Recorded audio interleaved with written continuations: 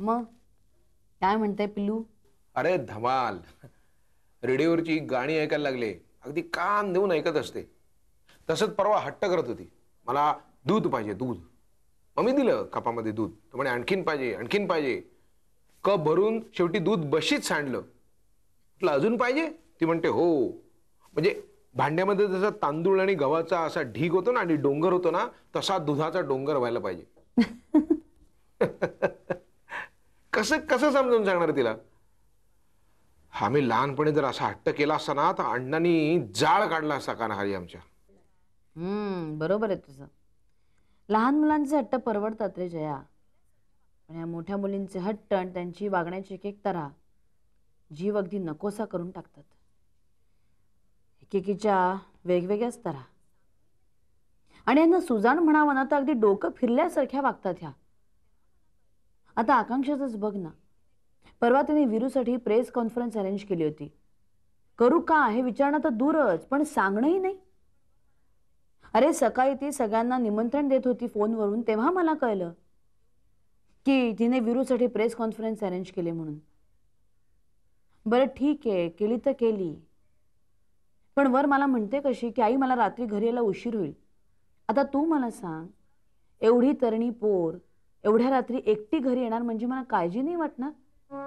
तर मला म्हणते आई तू कुठल्या युगात वावरतीयस? अगं रात्री 1 वाजता वगैरे घरी येणं म्हणजे काही फार मोठं नाही ग, आणि कोणी ना कोणतरी मला सोडायला येईलच ना. हे असे यांचे विचार. तुला सांगते जया, मला आणि सुषमाला संध्याकाळचे 7 नंतर जर उशीर झाला ना, तर नानांची नुसती आदळआपट सुरू व्हायची. भीती वाटायची रे आम्हाला त्यांची, एक दरारा होता. आणि आता काय आहे? आणि त्या जे वागतात त्याच्यामध्ये काही बिघडले असं ना वाटतच नाही. जग बदललं तरी आपण नाही बदलू शकत, आणि आपल्यावरचे संस्कार तर त्याच्यावर नाही बदलू शकत. अनुष्का तर ना डोक्याला एक तापच होऊन बसलेली आहे माझ्या. ती काय करते? काय करते? काहीही नाही. काहीही नाही म्हणजे अगदी काहीही नाही. पूर्वी हीच अनु कविता करायची, गॅदरिंग मध्ये भाग घ्यायची, जीएसच्या निवडणुकीसाठी उभी राहायची, मॉडेलिंग करायची. पण आता घरात एकटी बसलेली असते, मोठमोठ्यांनी गाणी ऐकते, ओरडलं ना तर वॉकमन लावून बसते, तासन तास आरशासमोर बसलेली असते स्वतःला निहाळत. बरं मी तिला म्हटलं ग्रॅज्युएट होऊन तुला 6-7 महिने झाले, तुला आयुष्यात काही करायचं नाही का? पुढे शिक. तर म्हणते मला शिकायचं नाही, मला नोकरी करायची आहे, मला लग्न तर त्याहून करायचं नाही. असा 3 कलमी भरगच्च कार्यक्रम आहे बाईसाहेबांचा. बिचारी अक्का सगळं घरात काम करत असते. ही घरात बसून इकडची काडी तिकडे सुद्धा करत नाही, साधी कपड्यांच्या घड्या सुद्धा ती करत नाही बया. काय करणार आयुष्यात काही कळतच नाही मला. बरं अक्का काही तरुण नाही रे राहिली, आता अक्काचंही वय झालेलं आहे, पण हे कळेल तर नाही मुलींना. जबाबदारीच नको ह्यांना काही. हे अनुष्का अशी नव्हती नाही, पण माझ्या दोन्ही मुली अशा नव्हत्या रे पूर्वी. खूप शहाण्या होत्या माझ्या मुली. आताच काय झाले कळत नाही मला. अक्षताबद्दल माझी तक्रार अशी नाही रे, पण तिचीही काळजी वाटतेच मला. अरे ती इतका अभ्यास करत असते की कधी कधी वाटतं ही अभ्यास करून करून आजारी पडेल म्हणून. किती वेळा मी तिला सांगितलं की अगं तुझ्या मैत्रिणींमध्ये जा, त्यांच्याबरोबर गप्पा मार, त्यांच्याबरोबर खेळ, अभ्यासा व्यतिरिक्त काहीतरी वाच. पण नाहीच. अभ्यास आहे की अभ्यास पास. तिला आयुष्यात तिचं ध्येय गाठायचंय. तिला म्हणे माझ्यासारखं व्हायचंय, शिकून खूप मोठं व्हायचंय. हे सगळं कबूल आहे रे, पण कधी कधी असं वाटतं की अभ्यास करून करून ही आजारी पडेल आणि शेवटी परीक्षेलाच हिला बसायला मिळालं नाही तर काय उपयोग आहे या सगळ्याचा? विचार करून करून ना कधीतरी माझंच डोकं फुटेल की काय अशी भीती वाटायला लागते मला.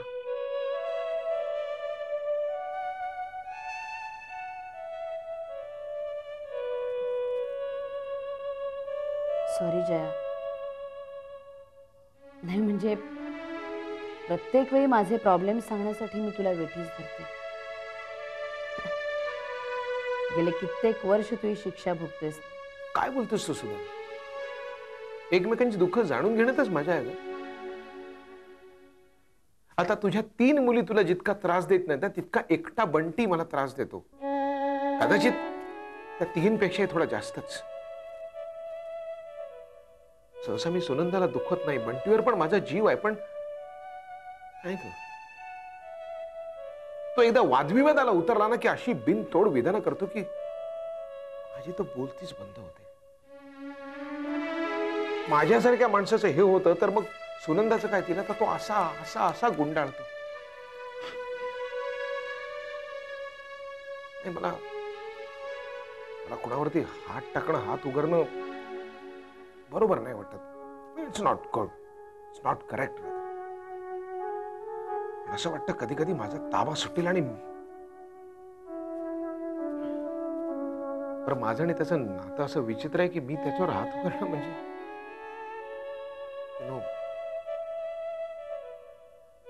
त्याच्या हुशारीविषयी काही बोलता येत नाही ना आपल्याला. विलक्षण हुशार आहे तो. आता कॉलेजला दांड्या मारतो, पण वर्गात जे शिकवतात ना ते त्याला आधीच येत आहे. काय बोलणार आपण त्याला? काय सांगणार?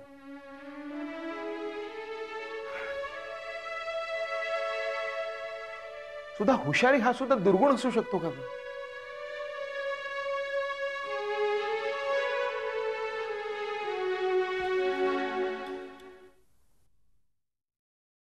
मग मी विचार केला की उगाच त्यांच्या प्रोजेक्टला नाही कशाला म्हणायचं, बघूया तरी काय तो प्रोजेक्ट. अनायसे जाण्या येण्याची व्यवस्था तेच करत होते, राहण्याची सोय त्यांच्या गेस्ट हाऊसमध्येच होती. गेलो. मग सर कसं काय वाटला प्रोजेक्ट? Interesting, quiet interesting. अगं येत्या 4 वर्षात त्यांची स्वतःची इमारत तयार होते. या 4 वर्षाच्या कालावधीत आम्हाला शिक्षणक्रम तयार करायचा आहे. शिवाय परेडसाठी ग्राउंड, खंदक, टेकड्या बनवून घ्यायचेत.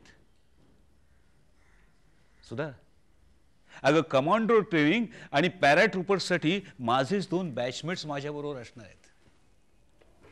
सुद्धा आठवतं तुला?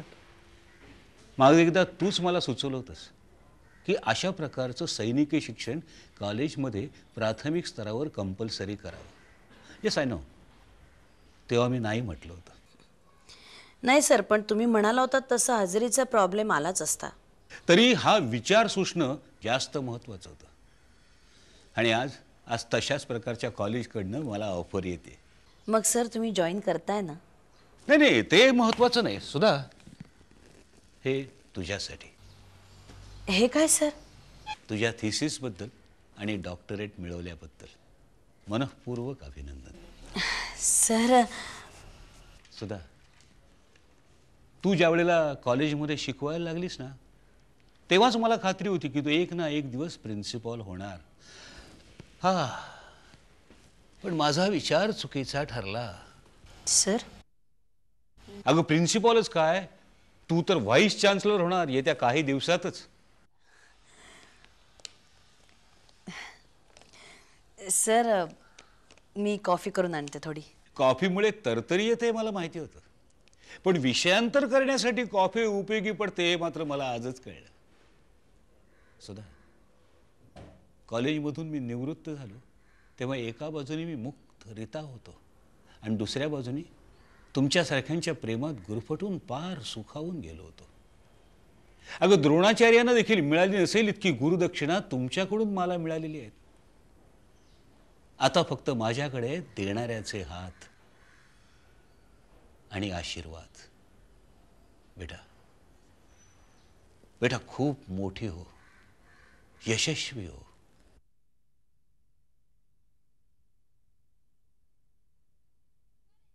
नाही, वीरू 15 दिवसात बघतो म्हणालाय. हो, तुम्ही तयारीला लागा तोपर्यंत, म्हणजे बोलणी वगैरे करायला घ्या. मी आले की लगेच सुरुवात करू. हो. कसली सुरुवात करताय? तुला काय करायचंय? शेवटी सगळ्या उड्या यांच्या जीवावरतीच ना. काहीतरी बोल नकोस हा.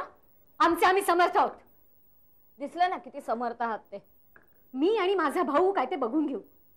तुझ्यासारख्या उपऱ्या आणि भाडोत्री माणसांनी मध्ये बोलायची गरज नाहीये.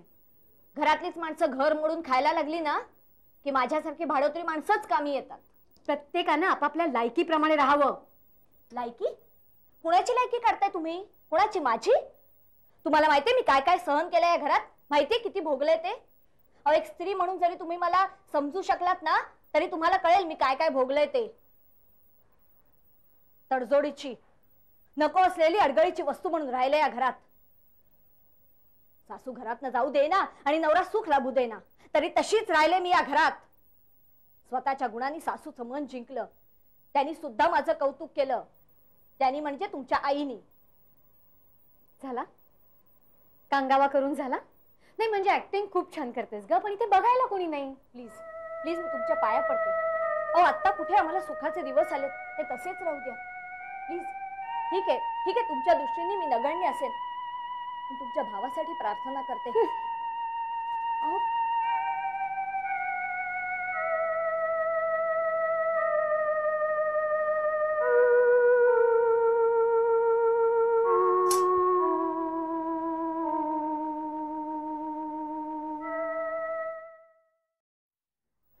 पप्पांनी मला पुन्हा एकदा स्टेट्सला जाण्याबद्दल विचारलंय. कशासाठी? 2-3 गोष्टींबद्दल विचार करायचा म्हणाले. अच्छा, कोणत्या? पप्पा म्हणाले की 2-3 गोष्टींबद्दल विचार करायचा. मी नाही म्हणाले. हो, पण तुला माहित नाही? पप्पांनी एकदा सांगितलं की मी विचार करतोय म्हणजे त्यांनी ते ऑलरेडी ठरवलेलंच असतं आणि आपण फक्त त्याला हो किंवा नाही म्हणजे होच म्हणायचं. अच्छा. त्यांनी मला एक चांगली ऑफर केली. ऑफर कसली? लग्नाची. लग्नाची? अरे वा, that's nice, that's very nice. कोणाची मागणी वगैरे आली काय तुला? मी ऑफर केली म्हणाले. कोण कोण आहे? कोण तो बिचारा? विठ्ठलभाई कनकिया. काय? विठ्ठलभाई कनकिया? थोडस ओल्ड फॅशन नाव आहे, पण चांगले चांगले. हे त्याच्या बापाचं नाव आहे. त्याने त्याच्या मुलासाठी ऑफर केली. अगं, मग मुलाचं नाव सांग मला. कल्पेश कनकिया. ओ, म्हणजे त्यांच्यात म्हणतात तसं कल्पेश. कल्पेश विठ्ठलभाई कनकिया. हा, व्हेरी नाईस. चांगलं नाव आहे कल्पेश. काय करतात काय मिस्टर कल्पेश? कसल्या तरी एजन्सीज आहेत म्हणे. Good, that's very good. मग काय? मग काय म्हणजे? अगं, कधी करताय लग्न? आणि रजिस्टर करणारेस की विधी वगैरे सकट? बरं, इकडेच करणारेस ना लग्न की आपला गाव मा क्या छे ए आपला साबरकांठा मा? निशांत, काहीतरी बोलू नकोस. तू एक काम कर, तू ना फर्स्ट क्लास 3-4 दिवस लग्न कर. घोडे बिडे, वरात वगैरे असं भरपूर भरपूर मोठा हॉल बुक कर. आणि कुठे होतं का तुमची लग्न? ते माधवबाग, करेक्ट? ते वल्लभभाई स्टेडियम नको का? First class. अजूनच चांगलं. ते तर खूप मोठं आहे, पण तिकडे कुस्त्या होतात. चल शट अप निशांत. ते काम कर, बँड बाजा फेटे बिटे सगळे मागव. मी पण फेटा वगैरे घालीन. आणि ना हे काय म्हणतात त्याला, स्पेशालिटी कर तुमच्या जेवणात. पंचपक्वान. आणि तुम्ही काय जेवण बनवतात? ते एक स्पेशल डिश आहे तुमची. उंदियो. उंदियो बोलो. खूप लोकांना बोलवू आपण. खूप गर्दी असेल. सगळे शेअर बाजार king, diamond merchant, industrialist, cricketers, नट्या, ऑइल किंग, या सगळ्या लोकांना बोलू. खूप गर्दी होईल. उभं राहायलाही जागा नसेल. Oh my god, it's happening right there in front of my eyes. ए रेश्मा, तू लाजते वगैरे काय? माझ्यासमोर लाजू नको. लाजायचं नंतर, लग्नानंतर. बरोबर आहे. लग्नानंतरच लाजायचं. 2 बिझनेस हाऊस एकत्र यावीत म्हणून एका अनोळखी माणसाशी लग्न करून आपल्या करिअरची वाट लागल्याबद्दल लग्नानंतरच लाजायचं. एका बिझनेस हाऊसने दुसऱ्या बिझनेस हाऊसला मागणी घातली आणि त्याचा निमित्त मात्र आपण आहोत म्हणूनच लाजायचं. लग्नानंतरच. रेश्मा, उद्या आपलं लग्न झाल्यावर पण लोक हेच म्हणणार. आपण एकमेकांना ओळखतो तरी.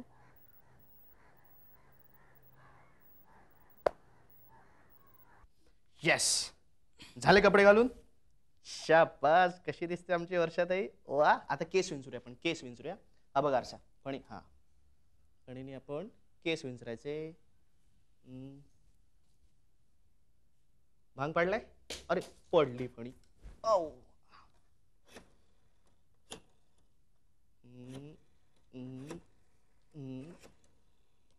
Yes. Hello, Ratanbai college. Common room द्या जरा. Teachers common room. पिन लावूया पिन. हां, मी सुनंदा बोलते. अरे बंटी, काय चाललंय तुझं?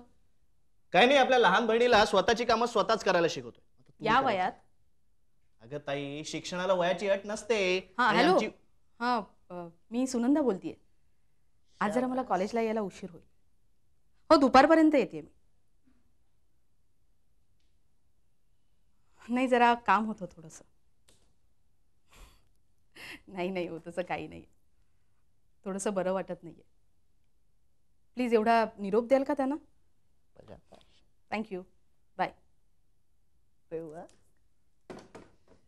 शाबास, झाली त्या. कॉलेजला दुपारी येते असं म्हटल्यावर चमकलास का? ताई, तुझं कॉलेज, तू दुपारी जाणार आहेस, मी कशाला चमकू? खरं सांग बंटी, अगं, खोटं कशाला सांगेन. चला आपण. कुठे चाललायस तू? काय नाही, वर्षाला कुंकू लावायला बाटली आणतोय. ते मी नंतर करते सगळं. वर्षा बेटा, मी नंतर तुला टिक्की लावते. हं? जा बेटा आत.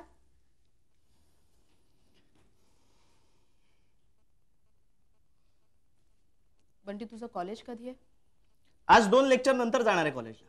अच्छा, म्हणजे हे तुझं तूच ठरवलंस. अगं तसं नाही, एक छोटंसं काम आहे, ते करून आणि मग जाईनच कॉलेजला. आलोच. पण कुठे चाललायस तू? असं जाताना ताई विचारू नये. घरात असताना काही विचारलंस तरी माझी काही हरकत नाही. का? गांधी नेहरूच ना तू, जसा काय. तसं नाही ग, उगाच जाताना कामाला नष्टर लागते. काय लागते? बॅड लक लागतो. इतकी वर्ष झाली पण भाषा काही सुधारली नाही अजून तुझी. ताई, एक वेळ माणूस सुधारेल, पण त्याची भाषा सुधारणं कठीणच नाही. हा, आणि जरी भाषा सुधारली तरी त्याचे विचार पुढे. कसे. आलोच.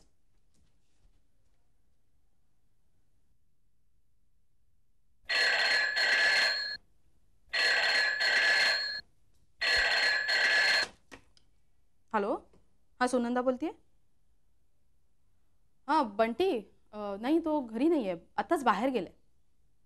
काही काम होतं का? बाहुली? कसली बाहुली? नाही आम्हाला नको आहे बाहुली. हो, खरंच नको आहे. किती रुपये? 300 रुपये? नाही नको आहे आम्हाला. Thanks a lot. अरे ताई, तुला मी एक सांगायचं राहूनच गेलं. कुणाचा फोन आला ना तर त्याला सांग. रे, आता एक कुठला तरी फोन आला होता. बाहुल काय म्हणाला? तू वर्षासाठी बाहुली मागवलीस? हो. 300 रुपयाची बाहुली? एवढे पैसे कुठून आणलेस तू? अगं, असतात माझ्याकडे. बरं, त्याचा परत फोन आला तर त्याला सांग, मी नंतर त्याला फोन करेन. Okay, bye.